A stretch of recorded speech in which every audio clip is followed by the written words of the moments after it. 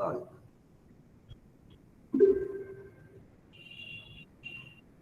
So, multi-programming batch operating system allows multiple jobs to execute in multiplexed manner. When one job is performing input-output operation, another job can perform CPU or processing operations. Next was time sharing. What is time sharing?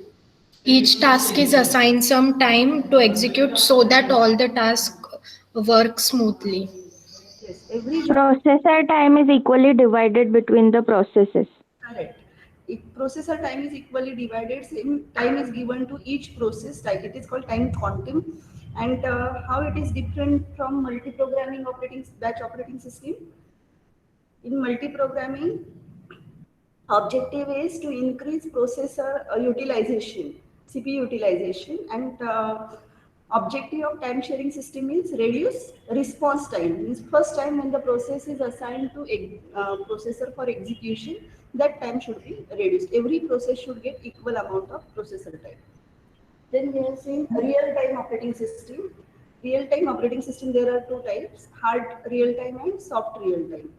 Hard real-time, it's impossible to develop such operating systems because of their hard deadlines. But soft deadlines are soft deadline operating systems are used in multimedia broadcasting or robotic operations or real-time image processing, etc. Many advantages of real-time operating system. Then we have seen network operating system and distributed operating system. I'll again go through those slides.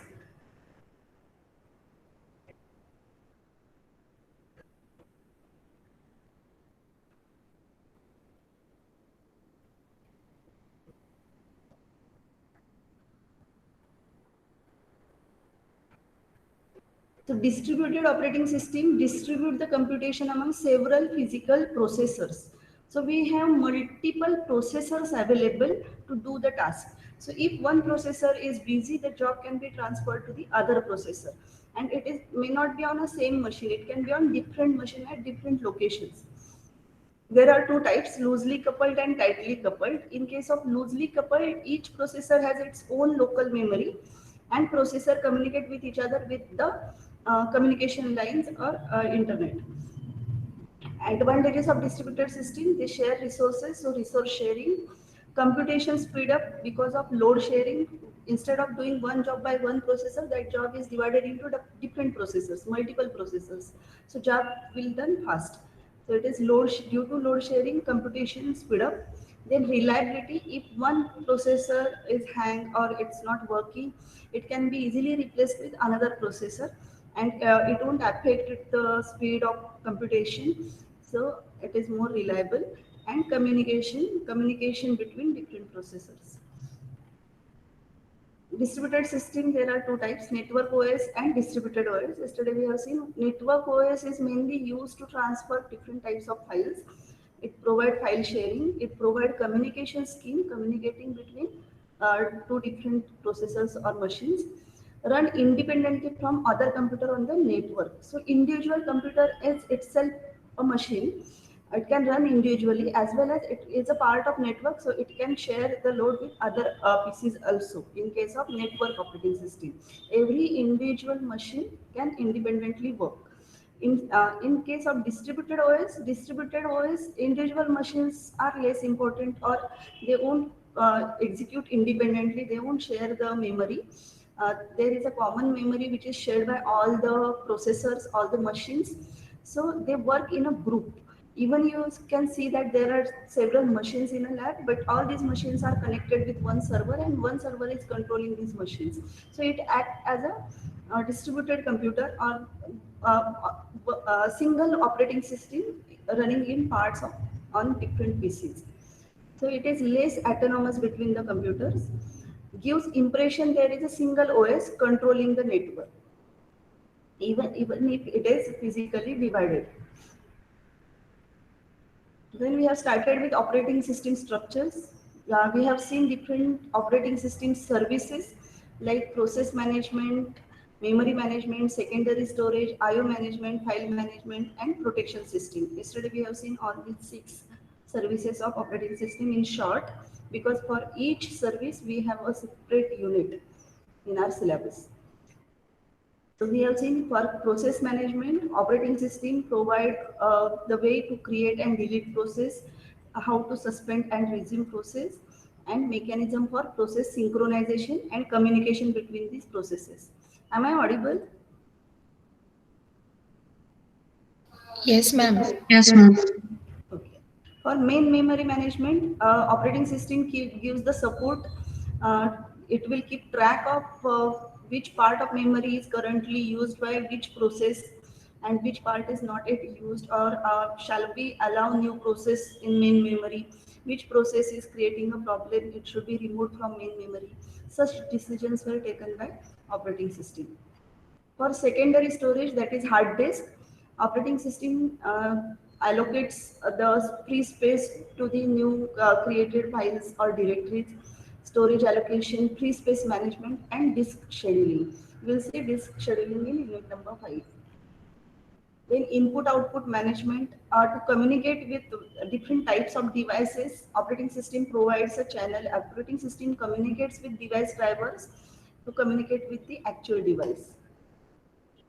File management, file creation, deletion, manipulation, copy, rename, all file operations are supported by and directory operations are supported by operating system.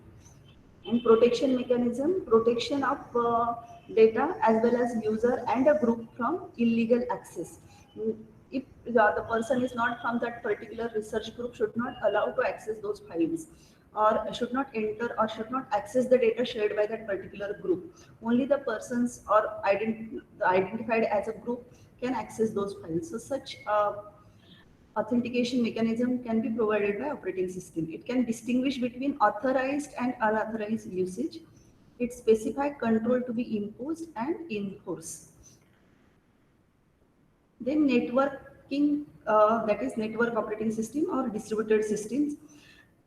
In very simple words, distributed system is a collection of processors. We have different processors that do not share memory or clock. So that is controlled by a server or a powerful processor. Each processor has its own local memory. The processor in a system are connected through communication network. A distributed system provides user access to various system resources. So if one resource is available, for example, network printer is available, that printer can be shared by all the pieces in our lab. Access to shared resource allows, now that resource is shared by different machines or different processors.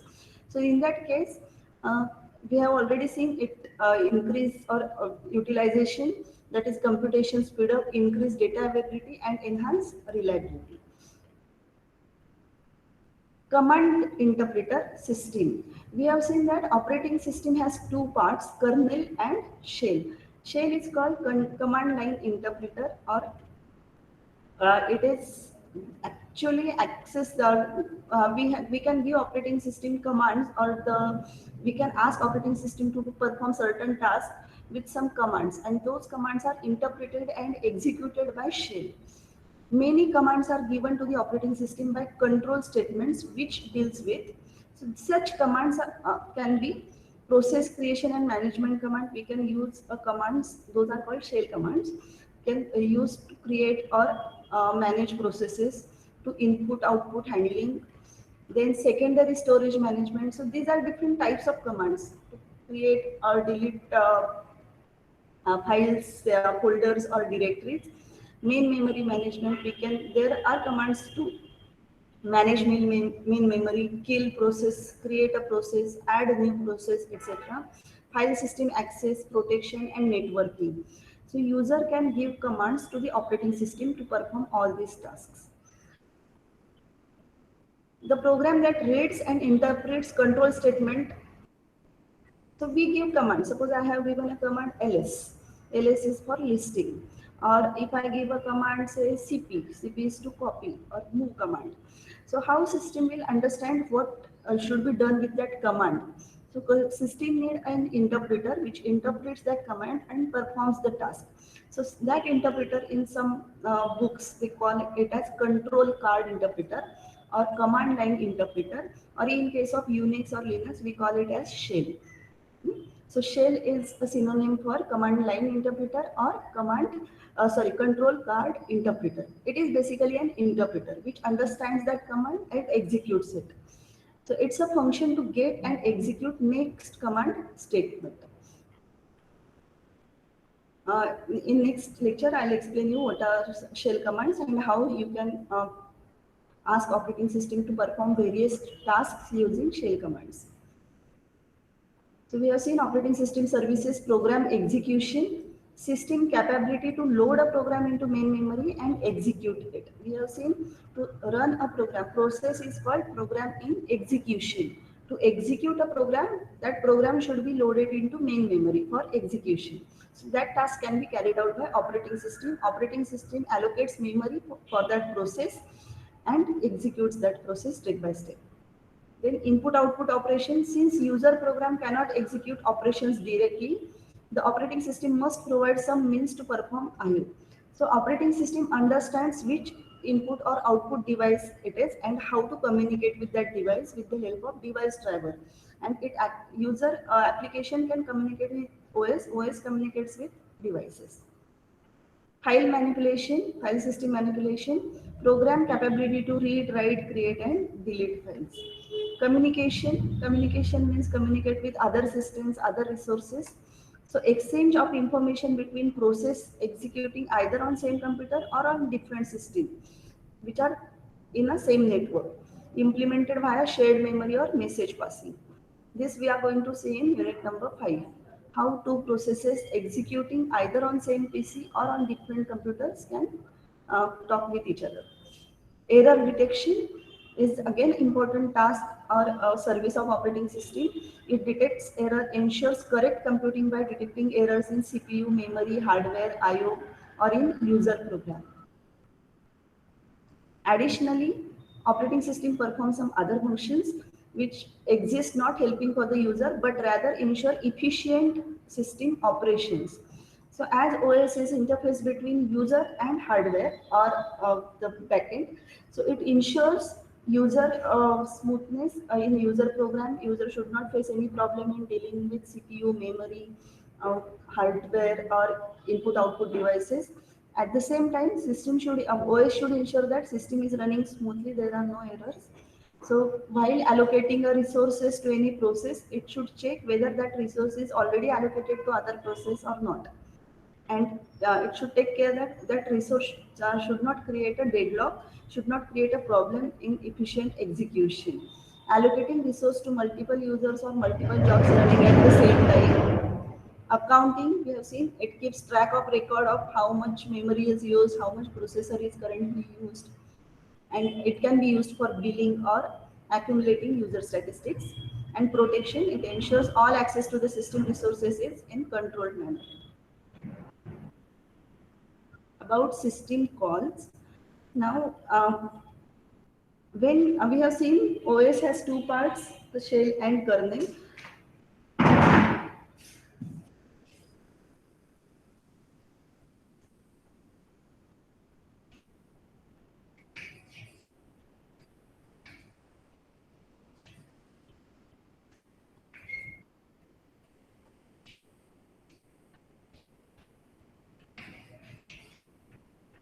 So you can communicate with the shell with shell commands, and shell can communicate with the kernel with system calls. So system call provides an interface between running program and operating system. It is generally available in assembly language instructions. System calls means these are just instructions given to the kernel to perform certain tasks. Language defines to replace assembly language for system programming allows system call to be made directly. I'll explain you where the system call is. So this is your application, that is user program or application software, and this is your hardware. Application software needs to communicate with the hardware. So there are application programming interface, APIs or libraries, and system software like compiler, interpreter, etc. Then Through this, you can give a system call interface, and system call communicates with OS, OS communicates with a driver, and driver communicates with the hardware. So system call is a mechanism used by an application program to request service from the operating system. So directly, if user program want to give some instructions to directly to the kernel, to the operating system, you can give with the help of system calls. System calls often used to special machine code instructions which causes the processor to change mode. That is, if the processor is in user mode, can be changed to supervisor mode or protected mode. You can change mode of executing program at the time of execution. This allows OS to perform restricted actions such as accessing hardware devices or memory management units. These are the examples of system calls: fork, exit, open, close.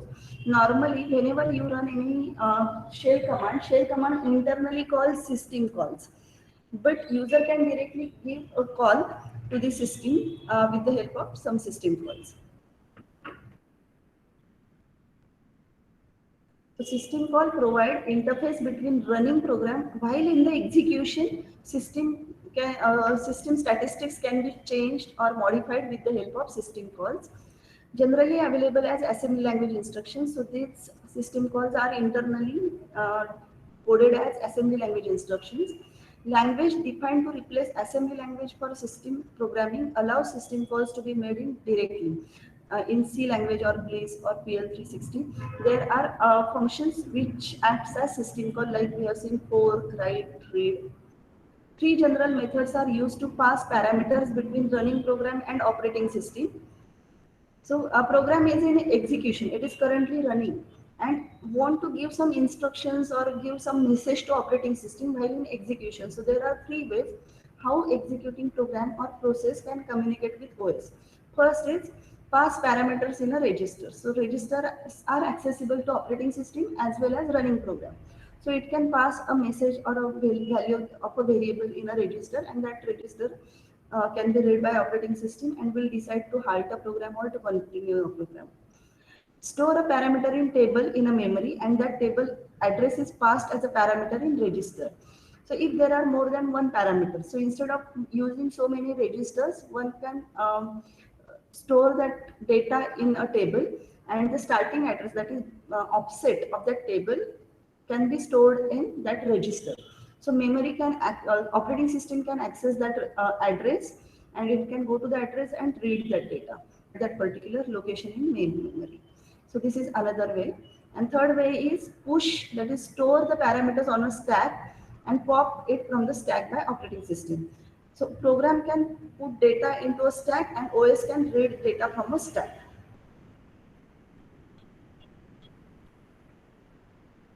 Again, to revise, we have seen what is a process. Process is a programming execution.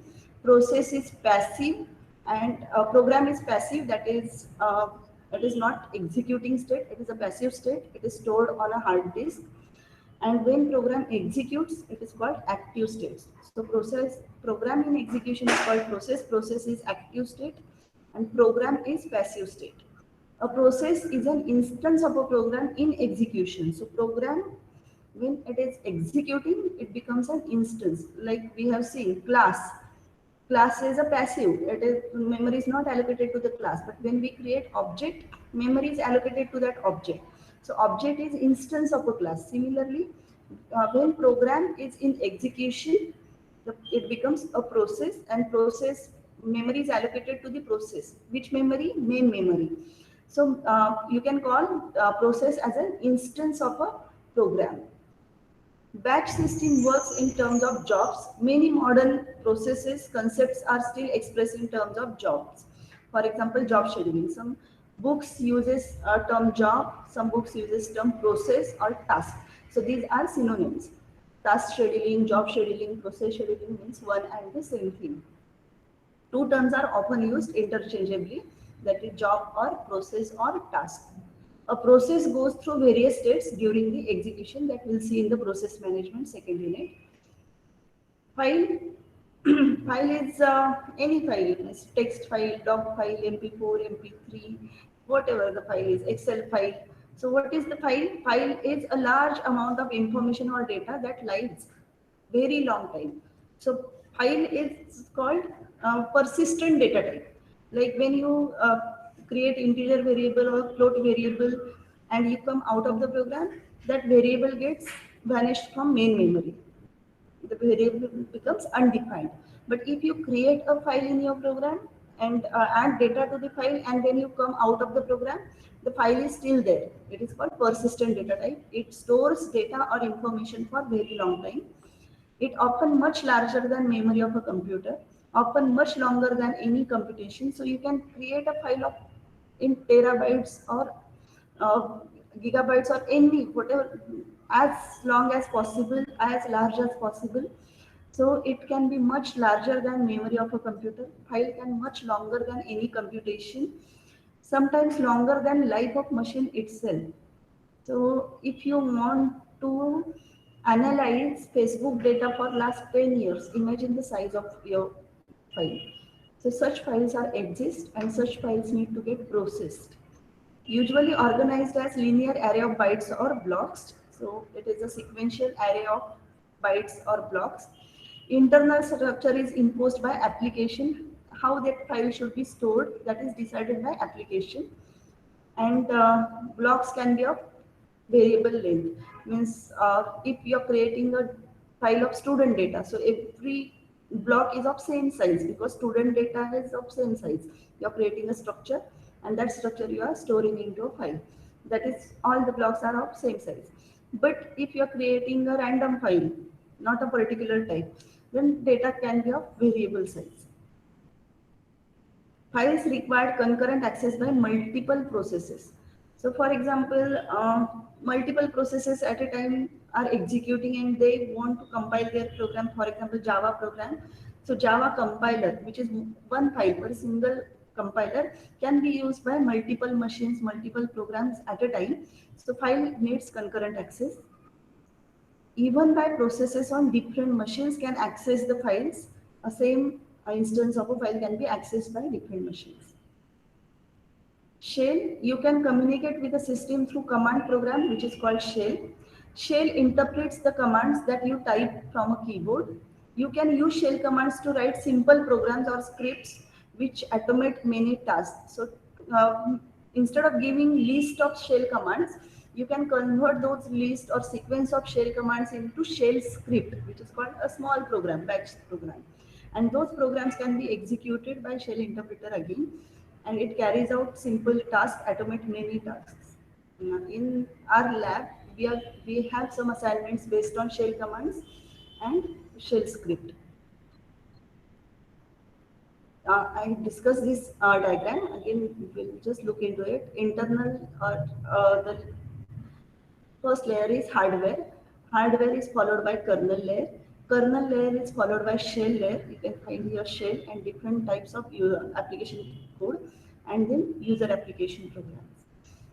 So hardware, which can be terminal, printer or task, kernel, shell, and application or utilities. We have seen shell program, system calls.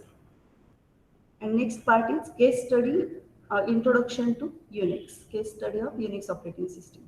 Any queries about this?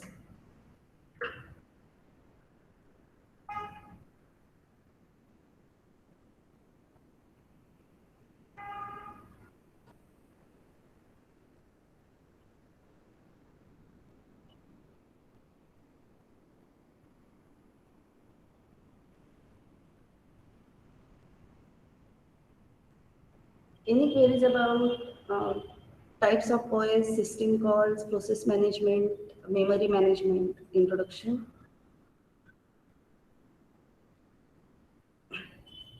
Ma'am, what is the use of kernel exactly? Kernel is basically a heart of operating system. It performs all the tasks. It communicates with the hardware. Kernel is very, means it is not accessible to the user. It does most of the operating system tasks are done by a kernel. Whatever we have seen, memory management, process management, all the decisions are taken by a kernel. Kernel is like a principal who takes the managerial decisions. And the shell, which it is like a head of the department, which communicates with the users and which also communicates with the kernel. No need to directly go to the kernel for any task. Shell can communicate with the kernel. So when you run, operating system is basically a kernel, and the user applications and communicating with user application, that task is done by a shell. So 80% of operating system is a kernel and 20% of operating system can be a shell. Okay, ma'am. Ma'am, Yes. in share time system, we allocate the time for different jobs, right? Yes. So how we know that this job will require that much CPU time? It would take more than that. No? No, no, no, no. When process comes for execution, process is ready for execution, right? I don't know whether you have done your assembly language programming or not, but when you load a program, if you are working with TASM or MASM or on KITS, so your program is an assembly language program, and that you convert into opcode, and that opcode you load on your kits. So when you load a program in main memory for execution, that time the program should know how much size of that process is, how much memory that process is required. If that is clear at runtime, that much memory can be allocated. But as you said, process may ask for more memory, more CPU time at runtime, that are dynamic processes. We'll see how system checks for those requests at runtime, whether it allocates it or not. That depends upon different decisions that we are going to see in chapter number, next unit, process management. How process allocates or deallocates CPU time at runtime. But it is assumed that, means for our in unit number 2 also, we assume that when process comes for execution, it should know how much time it required for in CPU. That we call it as burst time, a CPU burst. That should be known before execution. Then only system can allocate a particular time to each process. It will be more clear in unit number 2. Shall I start with Unix operating system? We are taking case study as Unix operating system. For more details, you can refer chapter number 1 from Maurice Batch, which is the yellow and very sweet book, The Design of Operating Systems by Pearson Education. So here we are going to see what is history of Unix OS, characteristics of Unix OS, parts and flavors of Unix operating systems as a case study. So you know that Unix and C language, Unix is written in C language. Unix operating system is born in late 1960s.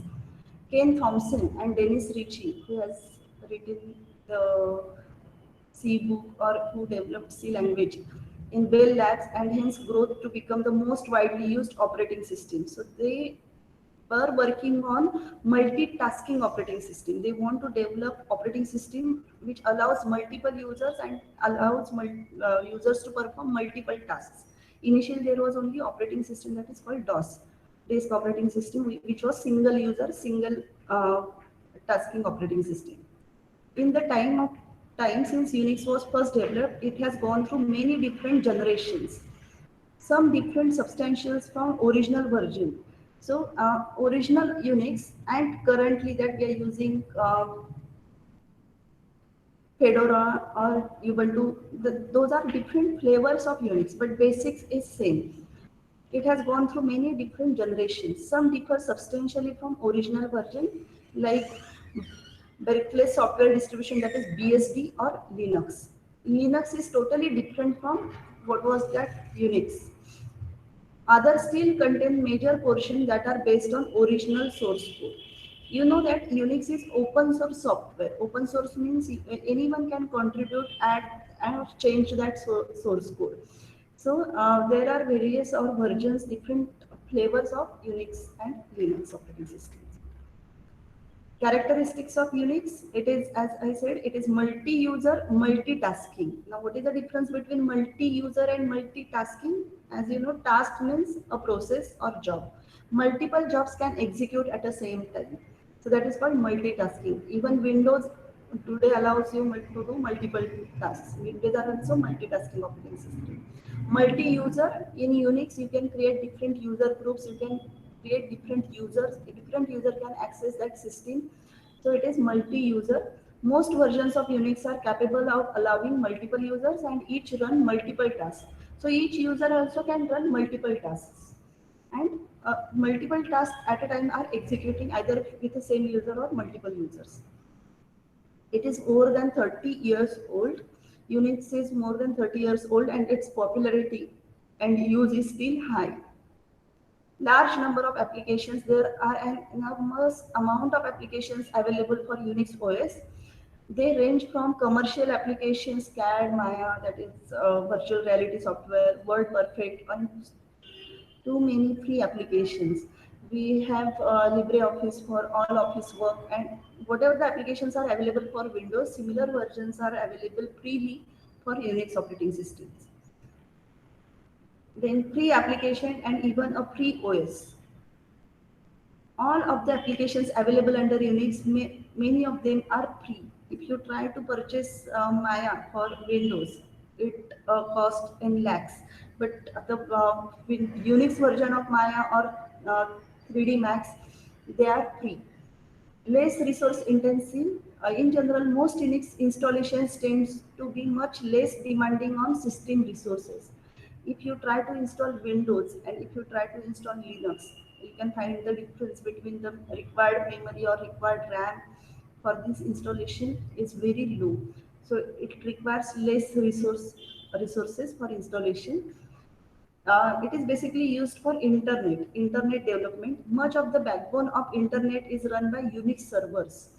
So broadband servers are nothing but all Unix servers.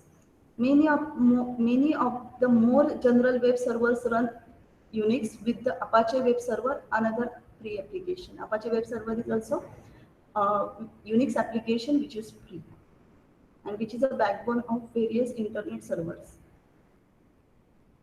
We have seen operating system architecture in general. Inner circle was hardware, then kernel, then shell, and then user programs and utilities. And this is specific to the Unix operating system. So again, hardware is innermost layer, then kernel, then system call interface, that is shell, and then Unix commands and libraries, user written application. It is almost similar. Only the thing is, those commands are Unix commands and libraries and user written applications. So as we have seen, what is a kernel? So kernel handles memory management, input output request, and program scheduling. Kernel is a OS. So when we talk about OS, we are talking about the kernel itself. It provides basic software connection to the hardware. And what is shell? Shell or graphical user interface. Initially, Unix was a script language. There were no UI or user interface. Currently, I am using mouse to open any application, but initially we have to give commands to open any application. So that time, the shell was very important part to learn when we have started learning Unix operating system. But currently, user interface is there. Its GUI is well rich GUI similar to Windows. So I can use mouse buttons and drag, drop, all facilities to communicate with the operating system. So shell and graphical user interface. Basic Unix shell provides a command line interface. Means I type a command, system respond to that command. Now to open a file, I use mouse click, but initially I have to give command to open any file, cat command or say gedit command. So command line interface which allows user to type the commands. These commands are translated by the shell into something the kernel can comprehend or understand and then executed by the kernel. So those commands that we provide, shell commands, shell provides to the kernel and kernel interprets and understands those commands and execute it. Parts of Unix OS. We have seen kernel and shell. So this is kernel and shell. Shell is called system call interface, command line interface, or control card interface. Then built-in system utilities, Unix commands and libraries, built-in system utilities are the programs that allow user to perform tasks which involve complex actions. Utilities provide user interface functions that are basic to the OS, but which are too complex to build into the shell. Example of utilities are the programs that let see the content of directory, move copy files, remove files, etc. To perform simple operations every time, instead of typing all the commands, such applications are built and they are stored as utilities in Unix OS. And application software and utilities, these are the not the part of operating system. These user can write the application, and those applications are stored in operating system. They are additional programs that are bundled with OS distribution or available separately. For example, whenever you install operating system first on your formatted PC, whenever you install any operating system, it comes up with some utilities like calendar, clock, or say file management, or file management tools, or say application program management tools. So these are all built-in system utilities. And application software and utilities, you have to install Microsoft Word, or you have to install Java, you have to install Python, the things that you externally install. That is for multimedia, you install say VMware or VLC player. So all those are external utilities, application softwares, which can be added or installed separately. These can range from additional or different versions of basic utilities, and it can be a fully commercial applications. Flavors of Unix, these can be grouped into two categories. We always hear the word open source and proprietary. So open source means the source code is available to a normal user. You can change it freely. You can try your own things if you want to add some part. If you find that this task should be provided by operating system. Operating system should also provide this type of functionality, and you wish to modify that operating system, you can do that with open source, because source code, the name open source code is available for experimentation. And proprietary means you have to pay for the source code or for operating system. Proprietary is redistribution and modification is prohibited or restricted. It is not free. Proprietary, now we are talking about Unix operating system only. Unix operating system can also proprietary. So Solaris, IRIX, T, Mac OS, and many other operating systems are proprietary operating systems, proprietary Unix operating systems. And open source code is readily available and free to modify. FreeBSD, Linux distributions, that is Red Hat, Fedora, all type of Linux, Ubuntu, these are free. Mandrake, Debian, SUSE, Slack, and many other. So Linux is open source Unix-based OS, which was originally developed in 1991 by Linus Torvald and a Finnish undergraduate student. So Linux is developed as a startup project by a final year student. This is a comparison between Unix, Linux. So cost. So Linux is free, distributed and downloaded freely. Unix, some flavors of Unix are proprietary, and the cost is depending upon vendor, because whether it is supplied by Oracle or Sun Microsystem or other developers. Development and distribution. Linux is developed as an open source development. It is distributed by various vendors.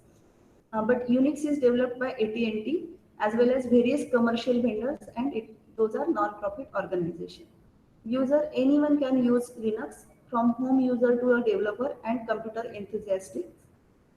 Unix mainly developed for mainframes, servers, workstations, and only OS X, which is a flavor of Unix, is designed for everyone. Security, Linux is more secure. Unix is less secure than Linux, but it is more secure than Windows. It is released in 1992, Linux, and Unix is 1969. And Linux versus Windows. So if you compare with the cost, Linux is free of cost, Windows is expensive. Open source, Linux is S, Windows is, it is not open source. It is customizable, yes, you can, as it is open source, you can modify it as per your way you want. Windows you cannot customize. Security, Linux is more secure than Windows. Windows are vulnerable to viruses and malware attacks. Okay.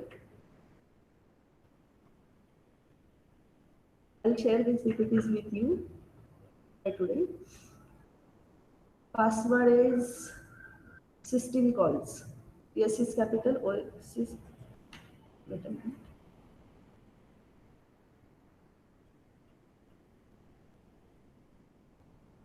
Any queries?